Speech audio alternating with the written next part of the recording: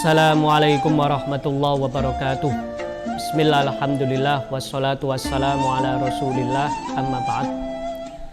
Islam merupakan agama yang tidak kapitalistik, yaitu sekedar mengejar keuntungan pribadi dan mengabaikan kebaikan sosial.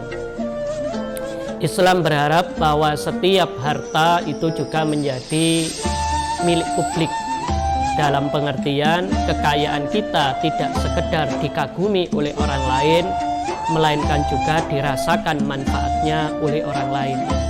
Itulah kiranya mengapa Al-Quran sering menggunakan istilah amwal, bahwasanya harta itu bukanlah harta milik pribadi, akan tetapi menjadi harta milik sosial. Di dalam ayat yang lain disampaikan, wa fi amwalihim haqqun lis-sa'ili wal mahrum.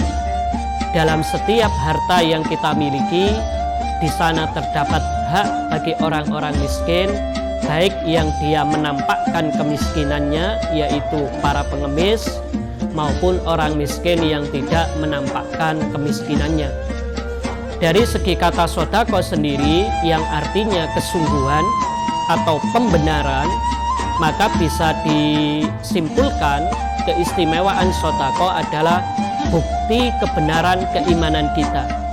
Apabila kita beriman kepada Allah sungguh-sungguh, maka hati akan terasa mudah untuk melakukan sodako. Adapun siapa yang menjadi target sasaran sodako, bisa kita lihat misalnya di dalam surat Al-Baqarah ayat 273. Bismillahirrahmanirrahim. Lil fuqara'il ladzina uhsiru fi sabilillah la yastati'una darban fil ard yahsabuhumul jahilu aghniya'a minat ta'affuf ta'rifum bisimahum la yas'aluna an-nasa ilhafa wa ma tunfiqu min khairin fa innallaha bihi alim. Ada beberapa kriteria siapa yang menjadi target sasaran sodako kita. Yang pertama adalah al-fuqara, orang-orang fakir. Orang-orang fakir ini adalah, kalau menurut standar PBB, bahwa orang fakir miskin kalau penghasilan sehari setara sekitar 1,5 US dollar, atau kalau dikonversi penghasilan hariannya sekitar 21-an ribu. Sehingga apabila di keluarganya ada 4 orang, maka dicek apakah penghasilannya itu setara dengan 84.000 apa tidak. Kalau memang di bawah itu atau sama 84.000, berarti dia masuk kategori fakir miskin. Akan tetapi apabila lebih, maka tentu dia sudah melampaui standar fakir miskin. Akan tetapi kalau kita pakai standar Indonesia, umumnya hanya standar 16.000. Sehingga orang disebut miskin kalau penghasilan hariannya per anggota keluarga adalah 16.000. Jadi dari sini bisa kita pahami yang namanya kemiskinan itu tidak mengacu pada seberapa mewah rumahnya, seberapa buruk rumahnya, tapi melihat pada seberapa banyak penghasilan hariannya.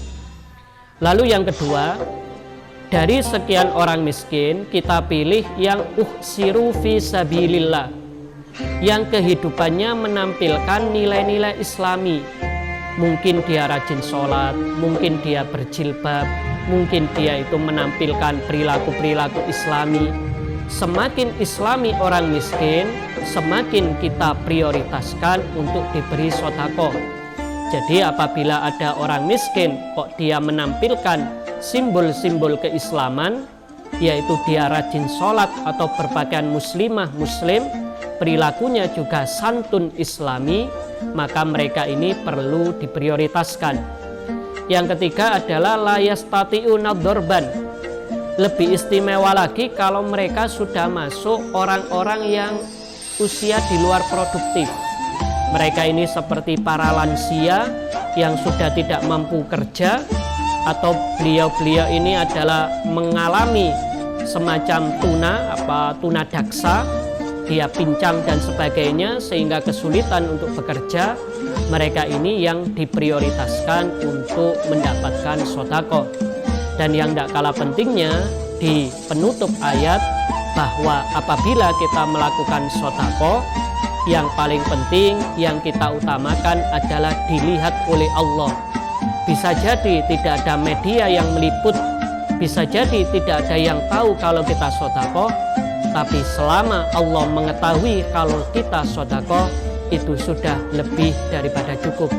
Dengan kita sodako secara sembunyi-sembunyi, insya Allah pahalanya akan semakin maksimal karena terhindar dari resiko kita riya dan tidak ikhlas.